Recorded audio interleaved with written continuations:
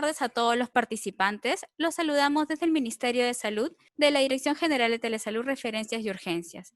Empezaremos con la nueva edición de Salud Ocular en Línea con el tema Uveitis ocular, ceguera irreversible, a cargo de la médica oftalmóloga Vanessa Valderrama Albino, especialista que pertenece al Departamento de Atención Especializada en uvea del Instituto Nacional de Oftalmología. Quisiéramos recordarles a todos los participantes que cualquier duda o consulta la pueden realizar a través del chat. Bienvenida, doctora Vanessa Valderrama. Quedamos atentos a usted.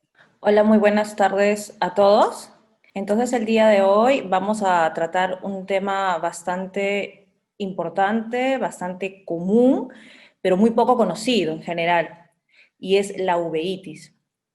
La uveitis tenemos que entender que es una enfermedad ocular, netamente ocular, así como existen otras enfermedades oculares como el glaucoma, que es mucho más conocido, como la catarata, como el pterigio, pero la uveitis también es una enfermedad ocular.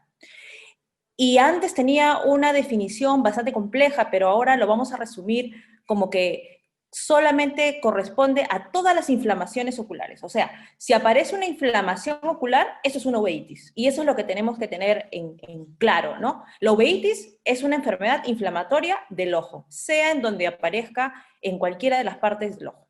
Entonces, sabiendo eso, vamos a empezar con la charla.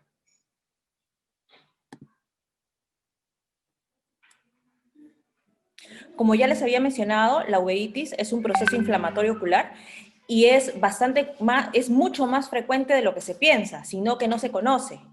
En el mundo desarrollado, en los países desarrollados, como Estados Unidos, Europa, es una causa importante de pérdida de la visión. Llega a estar hasta en el tercer lugar de pérdida de la visión, que quiere decir la tercera causa de ceguera a nivel mundial en los países del primer mundo. Cuando se estudia más o menos en Estados Unidos o en Europa, las personas que están ciegas, más o menos estos corresponden a un 5 hasta un 20% que estas personas quedaron ciegas por uveitis. Y cuando hablamos de los países del tercer mundo, los que están en vías de desarrollo, esta cifra puede aumentar hasta un 25%. Muchas veces se quiso clasificar la uveitis de diferentes maneras, pero la forma más fácil de hacerlo es de acuerdo a donde empieza la uveitis. La uveitis puede, como ven en mi gráfico en azul, puede aparecer en la parte anterior del ojo, que puede ser en la parte de la córnea, en la parte de la cámara anterior, y eso se llama una uveitis anterior. Cuando la uveitis empieza en la parte intermedia, por decirlo así, donde está el gel, la gelatina del ojo, que es el humor vítreo, se le conoce como una uveitis intermedia. Y cuando aparece en la parte posterior, que es la parte más grande, porque está la retina, ¿no? Está el nervio de la visión, cualquier alteración en ese nivel se considera como una uveitis posterior. Cuando ya la uveitis compromete todas las capas, o cuando empieza de por sí comprometiendo todas las capas, se llama uveitis o panuveitis. Entonces hablemos un poco de lo que son las uveitis anteriores.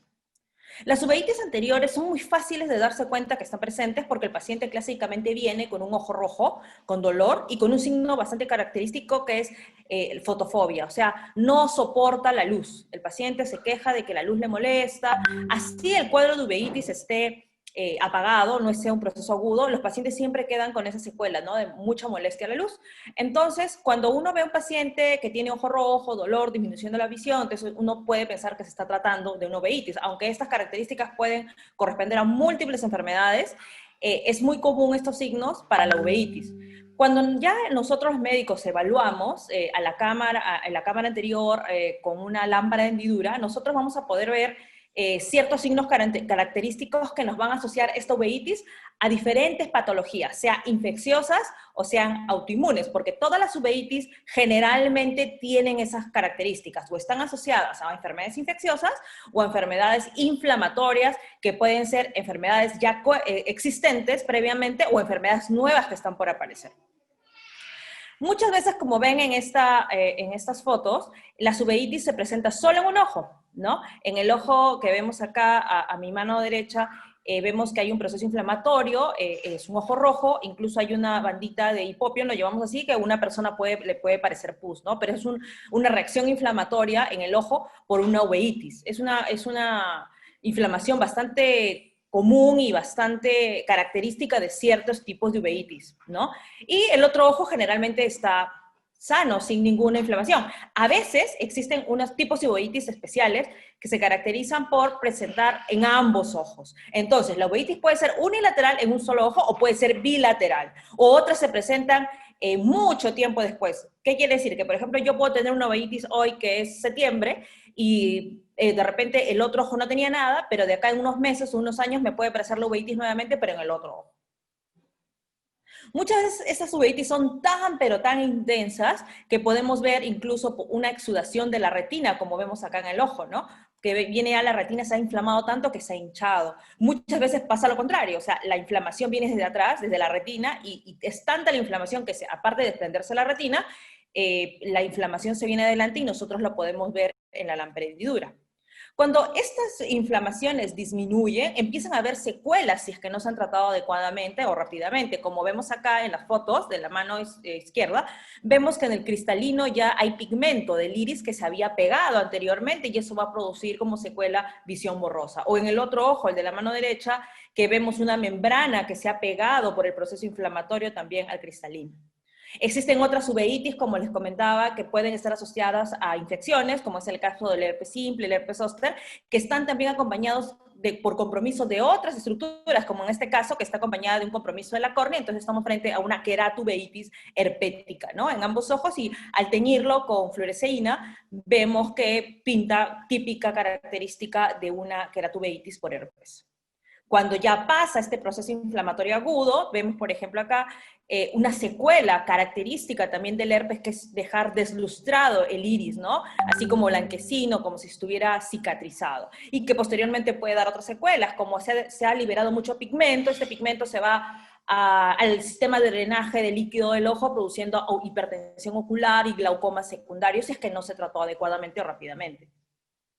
En otros casos, otras uveitis se pueden presentar así, con un ojo que aparentemente no es rojo, que aparentemente no está inflamado, porque la uveitis ha sido crónica, o sea, la uveitis ha tenido un tiempo de más de 3 meses, 6 meses, un año, y la inflamación ha sido tan mínima que ni el paciente se dio cuenta. Y se da cuenta porque presenta una catarata en el ojo izquierdo. ¿Qué quiere decir? El paciente nunca se dio cuenta que tuvo uveitis, porque fue una uveitis muy suave, una uveitis muy leve, pero como fue tanto tiempo, ya le produjo catarata y el paciente recién se da cuenta porque no ve por ese ojo. Pero este paciente es un paciente de 25 años, o sea, no tendría por qué tener catarata una paciente tan joven. Entonces, uno se pone a buscar, sobre todo cuando vienen este tipo de pacientes, por qué tiene la catarata. No se trata de operar por operar, se tiene que primero investigar por qué hizo la catarata y muy probablemente encontremos que está asociada a otra enfermedad, como en este caso que estaba asociada a una uveitis en particular, ¿no? Entonces ya, sabiendo esto, tratamos la enfermedad primero de fondo para recién poder operar la catarata, que es la principal complicación de las uveitis en general, ¿no? La segunda complicación de las uveitis son los glaucomas. Por lo tanto, nosotros, a estos pacientes que nosotros tratamos de primera vez, le detectamos la uveitis, calmamos la uveitis, después le operamos la catarata en el tiempo, y si aparece la otra complicación, que es el glaucoma, porque generalmente aparece, lo tratamos también, ¿no? O sea, terminamos operándolo después de algunos años, pero igual el paciente no termina ahí nada más el problema solucionando la uveitis. Tenemos que controlar las otras complicaciones que se presentan, porque generalmente al operar también siempre hay el riesgo de que reaparezca la uveitis inicial, ¿no? Entonces, estas uveitis tenemos que entender, como ya les había mencionado, muchas veces están asociadas a enfermedades infecciosas o enfermedades autoinmunes. Acá les dejo unos ejemplos de enfermedades que pueden estar asociadas a uveitis, como es la artritis reumatoide, el lupus eritematoso, o otras espondiloartritis. Quiero mencionar que todas estas fotos son nuestras del instituto y les tomamos a nuestros pacientes para poder hacer seguimiento y evolución del cuadro, ¿no? Entonces vemos, por ejemplo, acá, que acá hay una pupila totalmente cerrada por una membrana pupilar, porque ha habido un proceso inflamatorio crónico de muchos años en una paciente con artritis reumatoide. Al lado izquierdo vemos una paciente también con una alteración, ¿no? Con una sinequias también en la pupila, no es una pupila que está abierta correctamente, y unas bandas blancas, una queratopatía, una lesión en la córnea, producto también de un proceso crónico de una uveitis de muchos años, ¿no?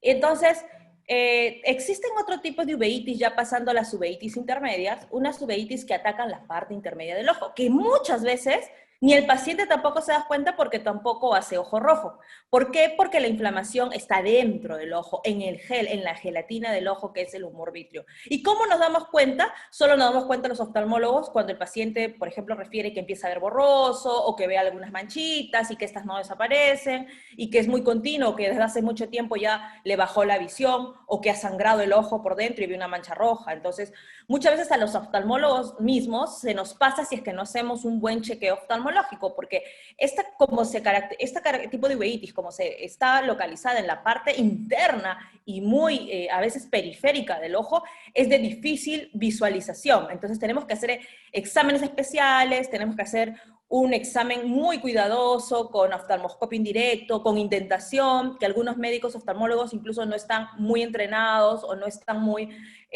familiarizados con la técnica para poder evaluar, y muchas veces se nos puede pasar, ¿no? Pero si ya tenemos un paciente que nos dice que ve borroso y al cual así una simple examinación, un simple examen no se le ve algo evidente, tenemos de todas maneras, bueno, dentro de nuestro esquema de diagnóstico, nosotros siempre hacemos el mismo procedimiento, siempre dilatamos a nuestros pacientes, así se enojen, porque muchos no quieren que los dilate, pero nosotros le hacemos la dilatación, evaluamos totalmente el ojo en la primera consulta, porque esto no se nos puede pasar, porque las complicaciones que producirían si se nos pasa son muy graves, ¿no? Entonces, evaluamos la periferia del ojo, vemos las características de un gel del ojo, de un vitrio, de un humor vitrio que está acartonado, opaco. Normalmente el gel del ojo no se tiene por qué ver porque es transparente, pero cuando uno lo ve, se da cuenta de que algo le está pasando, que está opaco. Entonces yo lo veo opaco, como ven en mis imágenes de acá de la mano izquierda, está opaco por partes, como que los vasos sanguíneos también están pálidos por la inflamación que hay a ese nivel. Hay lo característico que se llama vitritis, que es la inflamación del vitrio, los copos de nieve, porque parecen unos copos de nieve, estas manchitas blancas, y bancos de nieve cuando hay una acumulación más grande sobre la retina, ¿no? Entonces son signos característicos. Acá les muestro otra foto donde también vemos una vitritis, ¿no? De la parte de una media periferia de la retina, y así hacemos el diagnóstico clínico, y cuando ya tenemos todos estos diagnósticos, le pedimos exámenes laboratorios guiados para dar como un diagnóstico definitivo, asociándolo a tal vez una otra enfermedad que sea la que esté produciendo esto, ¿no? Que sea la enfermedad de fondo. Cuando esta vitreitis la vemos así, de esta manera, siempre tratamos de ayudarnos con exámenes complementarios para reforzar nuestro diagnóstico y para el seguimiento posterior.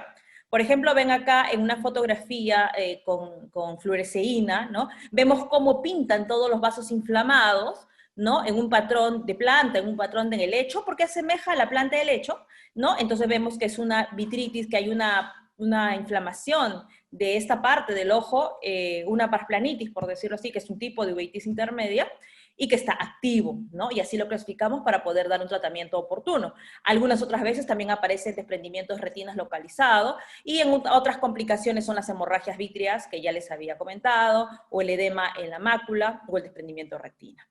Cuando hablamos de las uveitis posteriores, que son otro tipo grande de uveitis, ya tienen a veces muchas de sus nombres específicos. Por ejemplo, acá tenemos una uveitis posterior producto de una toxoplasmosis ocular. Yo veo acá una toxoplasmosis, una cicatriz de toxoplasma, pero que ya me está presentando una complicación, una hemorragia, una membrana neovascular que ha sangrado asociado a esta cicatriz, por lo que hace que el paciente vea movimiento de manos. Realmente este paciente es un niño, y este niño nos dijo pues que él siempre veía bien. Obviamente que eso no es cierto, sino que este niño se acostumbró a esa mala visión. Y al acostumbrarse a esa mala visión, porque el otro ojo le ayudaba, ha notado recién que le ha bajado la visión por este sangrado, ¿no? Entonces, las complicaciones del toxoplasma son muchas. Nosotros la podemos ver en estas fotos de tomografía de coherencia óptica, en este OCT, vemos la cicatriz asociada a una membrana vascular, la cual ha sangrado, ¿no? Acá, después de 2 inyecciones de antigiogénicos de tratamiento, vemos que el sangrado desaparece, y el paciente vuelve a ver a como veía antes, que era 20/100, o sea que ve la letra E más grande, una letra más, ¿no? Entonces, realmente este paciente con el tratamiento mejora, pero tenemos que diagnosticarlo a tiempo para que no crezca y haga más cicatrices de las que ya tiene, ¿no? Entonces, estas toxoplasmosis, por ejemplo, en este caso en particular, pueden formar membranas neovasculares hasta en un 20%. Hay otras uveitis que aquí están mencionadas, menos frecuentes, pero que también producen membranas. Y como vemos acá, las uveitis también presentan sus complicaciones. Entonces nosotros, como médicos especialistas o subespecialistas, ya porque vemos no solamente la oftalmología, sino vemos más cosas específicas, tenemos que tratar la uveitis y sus complicaciones, todo lo demás que pueda aparecer. O sea, tratamos la uveitis, tratamos la catarata, tratamos el glaucoma, tratamos todo lo que pueda aparecer asociada ya a estas enfermedades para que tenga el paciente un mejor manejo, ¿no? Entonces estas uveitis estas membranas que ya les había mencionado pueden aparecer en una uveitis activa, en una uveitis inactiva, en el momento agudo o en el momento crónico, y siempre tenemos que tenerlas presentes para que no se nos vaya a pasar.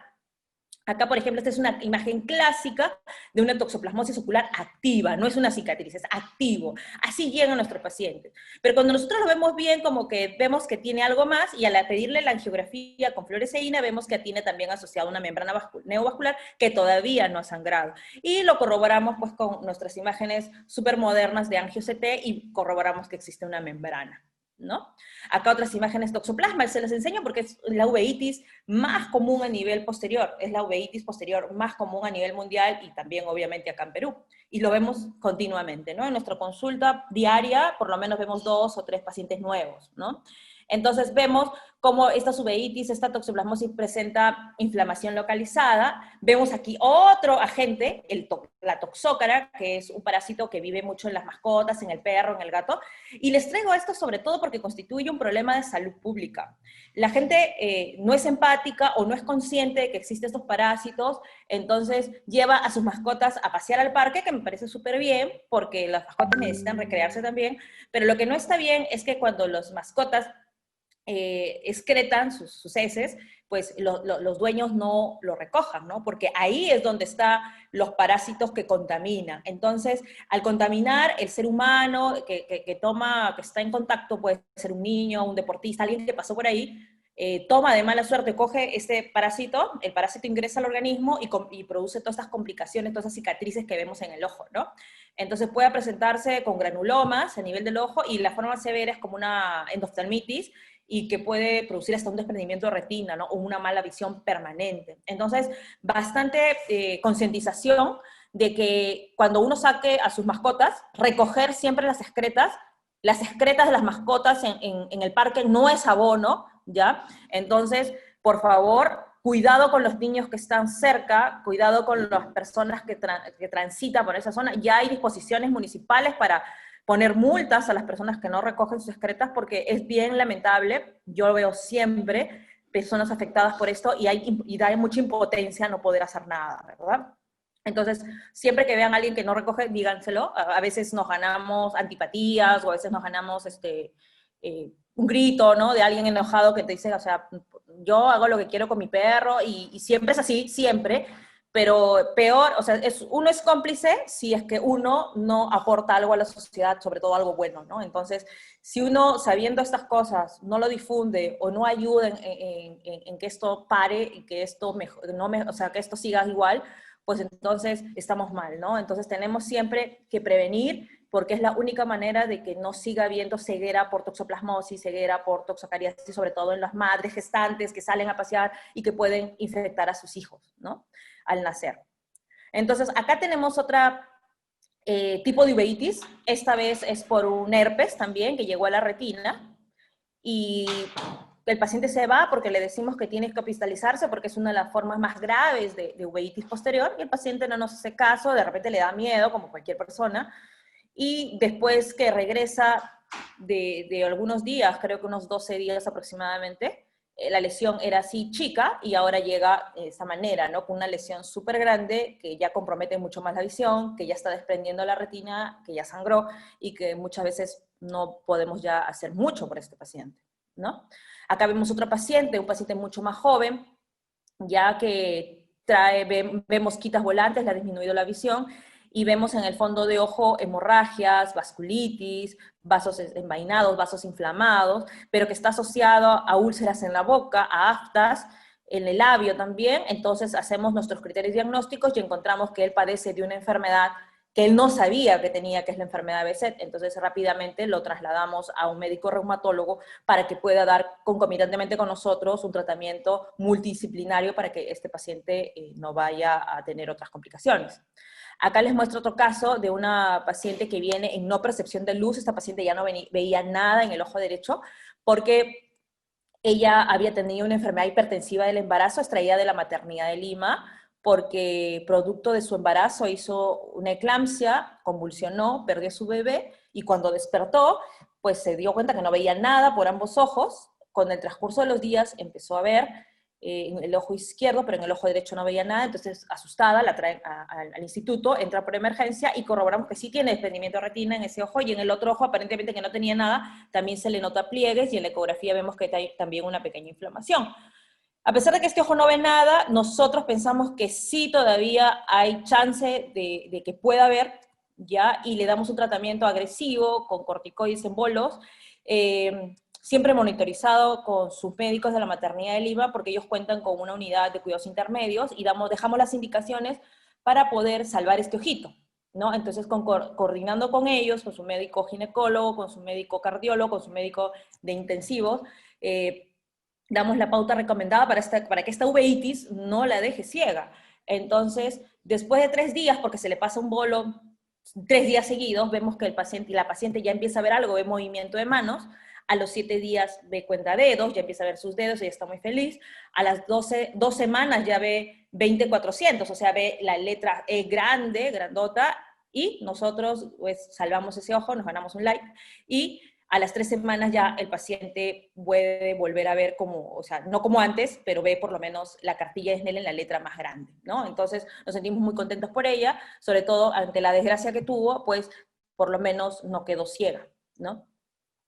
Acá tenemos, por ejemplo, otro paciente que él dice que lo trae su papá porque él dice que le ha bajado la visión. Realmente es un jovencito que dice que no tiene nada, pero cuando nosotros hacemos el examen del ojo derecho, vemos hemorragias, vemos algunas bandas, ¿no? Y en el otro ojo sí es evidente las bandas vítreas que tiene, que no generan desprendimiento de retina, pero sí hay algo de ligera atracción.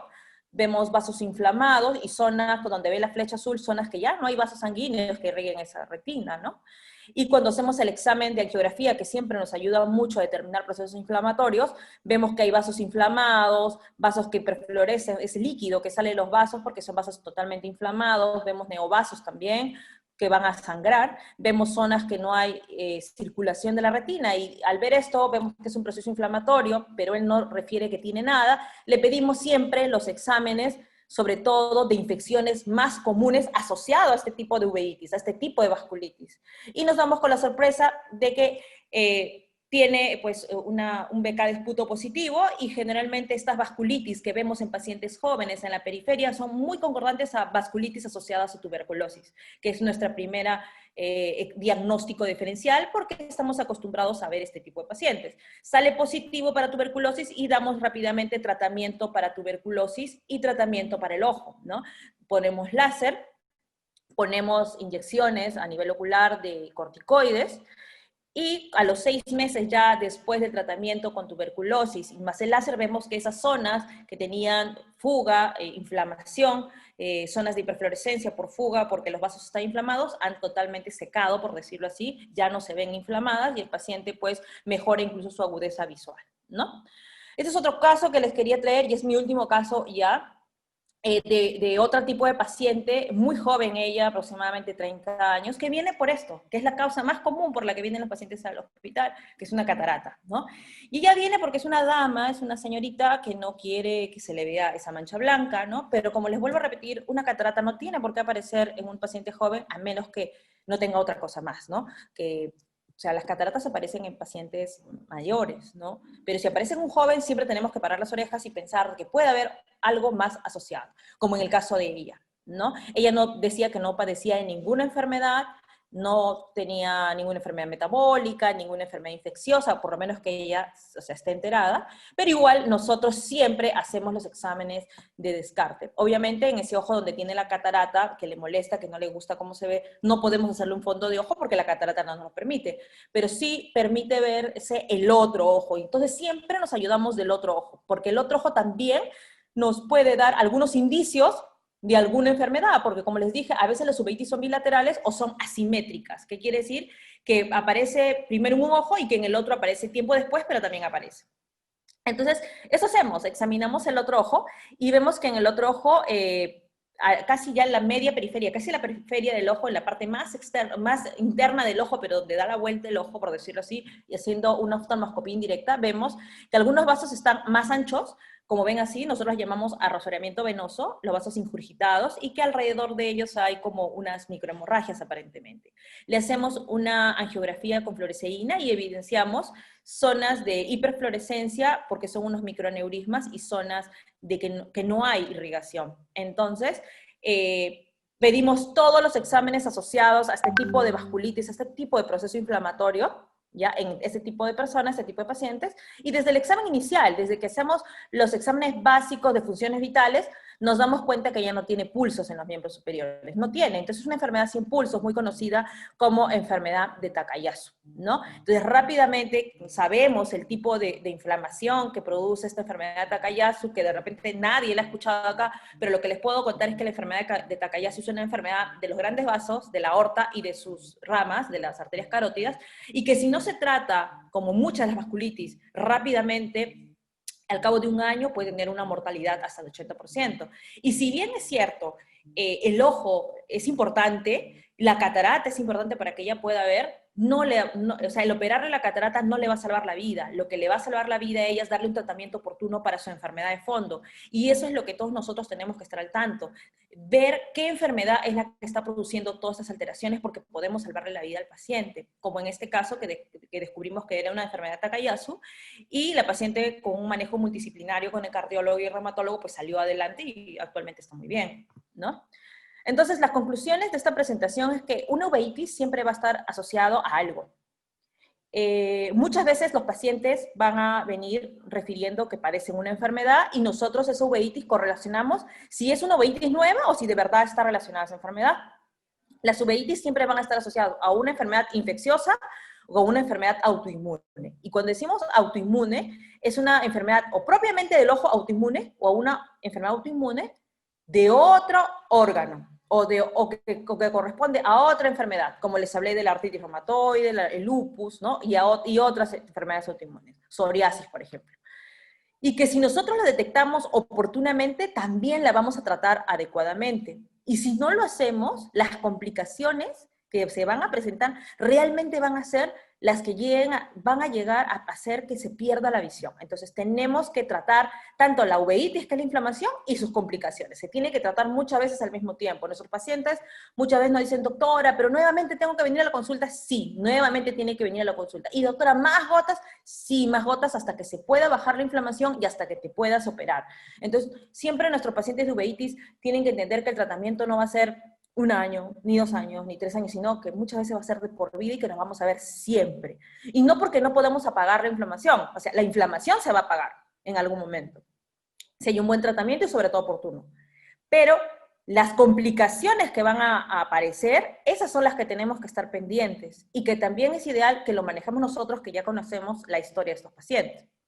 Nosotros como oftalmólogos, que también antes de ser oftalmólogos fuimos médicos generales, muchas veces vamos a detectar por primera vez la enfermedad de fondo de este paciente. O sea, muchas veces en el consultorio me toca a mí decirle, señor, usted tiene artritis reumatoide y el paciente no sabe, ¿no? Señor, usted tiene lupus y el paciente no sabe, o tiene enfermedad de Behçet, o tiene enfermedad de Takayasu, o Wegener, o miles de enfermedades infecciosas que pueden existir. Y el paciente se sorprende mucho y a veces no cree y quiere volverse a sacar exámenes, ¿no? Y bueno, ya depende de ellos, pero nosotros le damos la orientación y les damos las pautas para que visite también a otros médicos de la especialidad, los derivamos, les ayudamos en ese sentido, para que haya un manejo multidisciplinario y la resolución tanto del problema ocular como el problema sistémico sea el más adecuado. No quiero terminar mi charla sin antes pedirle a todos que demos una oración por nuestro colega y amigo Víctor Espinosa. Él es un médico muy querido del hospital, ahorita está un poco delicado de salud, pero yo tengo la seguridad que nos vamos a volver a ver. Él es casi como un hermano para mí, él me enseñó muchas cosas quirúrgicas, los tips quirúrgicos que yo tengo son muchos debido a él y ojalá, yo sé que él va a salir de todo esto. Lo esperamos. Muchas gracias. Muchísimas gracias, doctora Vanessa Valderrama, por esta excelente ponencia. Tenemos algunas preguntas de nuestros participantes. Nos preguntan así, ¿la uveitis anterior se puede causar por estrés? ¿Es posible? La uveitis anterior no es que sea producida por el estrés. Hay factores determinados, o sea, inflamatorios que se encadenan por el estrés. O sea, el estrés es un desencadenante. ¿Qué quiere decir? El estrés no solamente es una sensación que yo me siento ansiosa, preocupada, triste, deprimida. No solamente eso es estrés. El estrés para nosotros los médicos, una situación de estrés es una situación donde se liberan muchas hormonas, muchas catecolaminas. Y esas situaciones donde se liberan muchas hormonas, muchas catecolaminas, pueden inducir a que se haya una disrupción o una alteración de los procesos inmunológicos que normalmente ocurren en nuestro organismo, ¿no? Entonces, a grandes rasgos, cualquier situación de ansiedad, miedo, preocupación, problemas familiares, sociales, trabajo, todo, sí puede desencadenar una uveitis, pero sobre todo uveitis que están determinados están determinados por ciertas enfermedades genéticas, ¿no? Pero sí, definitivamente, si yo me estreso mañana y tengo una secuela de toxoplasmosis, se va a activar mi toxoplasmosis, ¿no? Doctora, nos preguntan también, ¿la uveitis macular es tratable?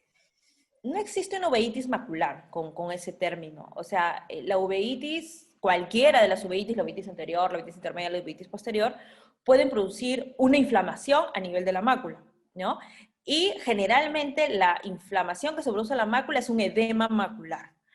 Entonces, el edema macular sí se puede curar, sí tratamiento a base de antiangiogénicos, a base de corticoides, a base de dispositivos. Tiene buen tratamiento y va bien, y también lo combinamos muchas veces de acuerdo al tipo de proceso inflamatorio que de base, que puede ser infeccioso o inmune.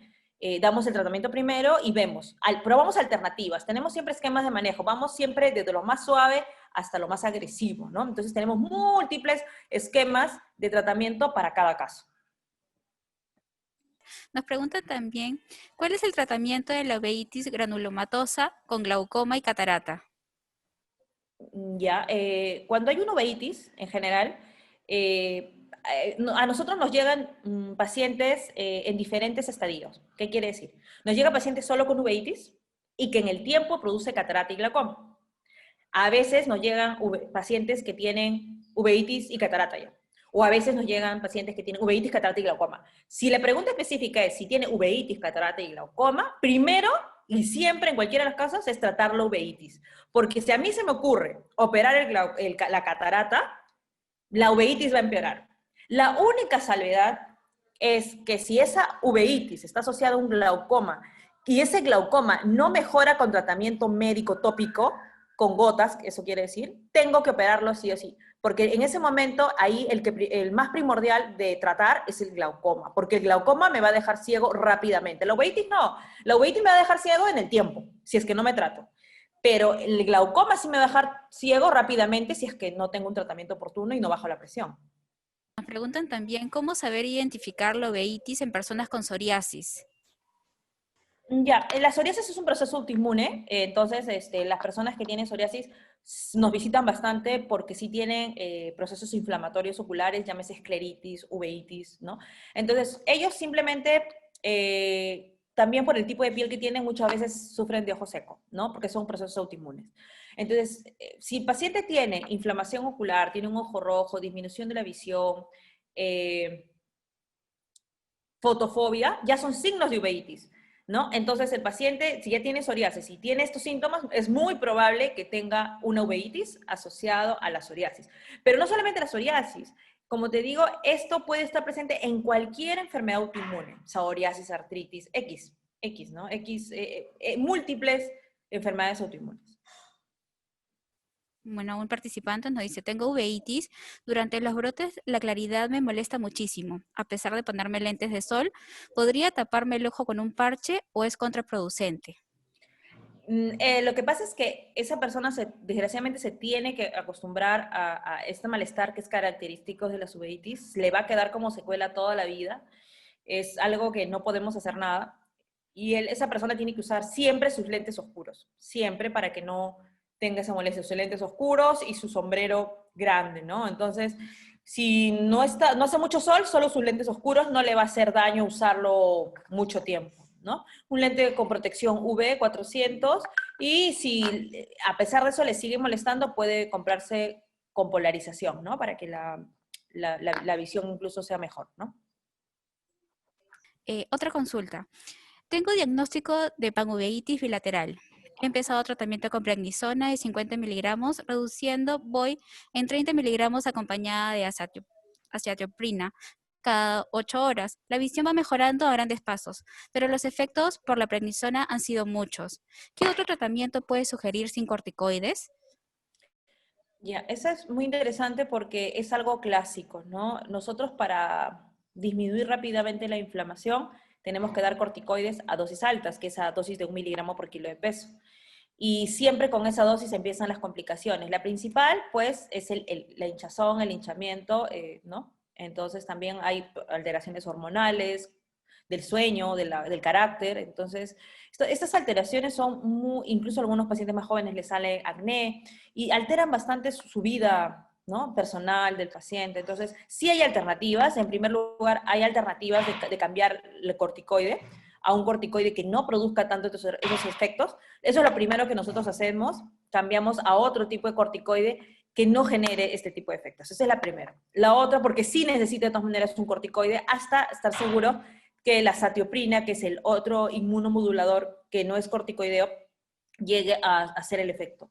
Mientras tanto, nosotros o cambiamos de corticoide o le damos corticoide por otra vía, que puede ser local, ¿no? Ponemos inyecciones en el ojito, inyecciones perioculares o también dispositivos, ¿no? Que son los más nuevos. Eso hacemos. Muchas gracias. Tenemos otra consulta. Tengo 38 años y tengo uveitis intermedia autoinmune desde los 15 años con 3 brotes en estos años. Mi pareja y yo vamos a hacernos una fecundación in vitro. Comenté la enfermedad en el hospital y no le dieron importancia. ¿Cree usted que hay algún riesgo para el bebé? Para el bebé no va a haber alteración porque él tenga una uveitis, pero sí va a haber una alteración si es que él está usando como nuestro paciente anterior, que usaba inmunomoduladores como la azathioprina, ¿no? Si el paciente utiliza estos citotóxicos, por decirlo así, que son inmunosupresores, sí puede haber una alteración en el producto, ¿no? Porque recuerda que son citotóxicos, entonces hay alteración en las células. Nosotros por eso mismo a nuestros pacientes que utilizan inmunosupresores, inmunomoduladores, como la azathioprina, el metotrexate, la ciclosporina, la ciclofosfamida, siempre los estamos controlando porque incluso la ciclofosfamida está reportada como con riesgo de cáncer, ¿no? De producir un tipo de cáncer. Siempre les explicamos esto a nuestros pacientes, pero en general a nuestros pacientes que están utilizando, y sobre todo gestantes, les decimos que ellas no pueden quedar embarazadas durante el tiempo que están tomando estos medicamentos porque pueden dar alteraciones fetales, ¿no? Tenemos otra pregunta. Tengo 2 años con la uveitis. Llevo 1 año con cortisona para que disminuya la inflamación y poder operarme de catarata que me está provocando. Actualmente también me hacen tratamiento con metotrexato para ver si me hace mejorar, pues no saben la procedencia de la uveitis. ¿Podría perder la vista? Eh, el paciente primero tiene que desinflamar su ojo para poder operarse. Si su ojo está desinflamado, la cirugía de catarata va a ser como cualquier otra cirugía de catarata. Ahora, eso sí, después de la cirugía de catarata se puede reactivar la uveitis y si se reactiva la uveitis, pues va a bajar la visión, ¿no? Y para perder la visión todo depende de las complicaciones que se produzca por la uveitis, o sea, si se produce glaucoma, si se producen membranas neovasculares. Las complicaciones son las que terminan llevándose la visión. Entonces, si nosotros tenemos un paciente bien manejado, bien controlado, en el tiempo, que está bien tratado, que no hay reactivaciones recidivas, pues ese paciente va a ir bien. El problema es un paciente, por lo contrario, que no acude a su consulta o que el manejo es inadecuado, que a cada rato vuelve a reactivarse, ¿no? Entonces, ese es un paciente que va a ir mal, que va a perder la visión por uveitis. Por eso les mencioné al principio, al iniciar la charla, que en países en vías de desarrollo como el nuestro, el 25% de los pacientes que tienen ceguera está asociado a una uveitis y muchas veces ellos no saben por qué han quedado ciegos. A mí me toca en la consulta ver pacientes que vienen de provincia muchas veces, que están ciegos y que no saben por qué quedaron ciegos. Entonces me toca estudiarlos para que no les pase lo mismo en el otro ojo, ¿no? Y los estoy controlando constantemente porque los estudios de laboratorio son al final también estudios, pueden salir negativos si el proceso inflamatorio está apagado, pero ya depende mucho del médico que siga al paciente, que controle, que estemos preocupados, darle sus citas para poder tratar de encontrar la causa, ¿no? Tenemos otra pregunta. Tengo uveitis intermedia, ahora sin brote, operado de cataratas. Me molesta mucho la luz en los dos ojos y llevo casi siempre los lentes de sol, incluso cuando está nublado y a media tarde. La pregunta ¿es malo que lleve los lentes de sol siempre? ¿Se puede mal acostumbrar los ojos? No, no es malo que use los lentes de sol porque más bien, en este caso que él tiene uveitis, su signo característico es la fotofobia, ¿no? Ellos van a tener fotofobia, tenga o no tenga uveitis activa. Pero ¿qué es lo importante? Que lo use siempre sus lentes si la luz le molesta. Porque la luz incluso puede hacer el factor, la luz intensa que le molesta puede ser el factor que le reactive su uveitis. Por eso tiene que usar los lentes para protegerse de ese factor que le puede provocar una recidiva, ¿no? No le va a hacer daño usarlo. Tiene que usar solo unos buenos lentes de sol, unos buenos lentes. Muchísimas gracias. ¿Algunas recomendaciones finales de este tema tan importante? Las recomendaciones es que los pacientes no dejen pasar signos o síntomas importantes o sea, de inflamación ocular. Si un paciente tiene ojo rojo, disminución de la visión, fotofobia, siempre tiene que hacerse un examen, un chequeo completo. No decir, después voy, o siempre mi ojo se enrojece y no pasa nada, ¿no? Porque no sabemos frente a qué proceso inflamatorio puede estar. De repente es una conjuntivitis que es localizada y es externa y no pasa nada. Pero si es una uveitis, si es un glaucoma o si es una escleritis, esto lleva con el tiempo a complicaciones de no tratarse adecuadamente y oportunamente. Muchísimas gracias, doctora Vanessa Valderrama, por participar el día de hoy con esta excelente presentación. Muchísimas gracias y esperamos contar con usted para siguientes telecapacitaciones. Muy Muchas buenas gracias. tardes. Cuídese, Gracias. hasta luego.